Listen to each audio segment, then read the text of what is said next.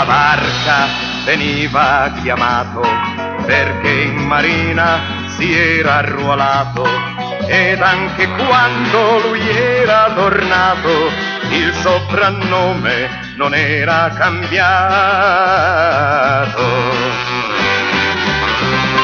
Lui arrivava con la pettorina, le braghe a sventola della marina, e agli amici del bar raccontava le avventure di quando viaggiava. Solite storie di marinai, però di donne non parlava mai. Per una donna si era arruolato, per una donna che l'aveva lasciato.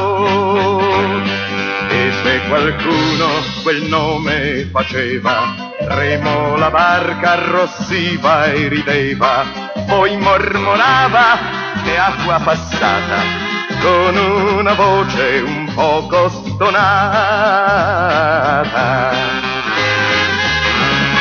Fu in quell'incontro avvenuto per caso che lei ridendo disse mi sposo. Cadde un silenzio ma sopra il suo viso parlò una lacrima mista un sorriso.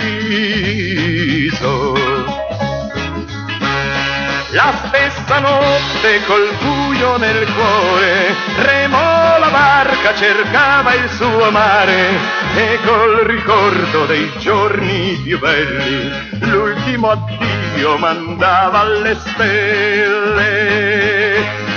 2 sole righe sopra i giornali, Remo Guidotti di via Taldetali, d'anni 31, non ammogliato, la scorsa notte s'è suicidato. Sopra il suo cuor nel giubbotto di pelle un'istantanea di una fanciulla, con una dedica un poco sbiadita a Remo mio per tutta la vita.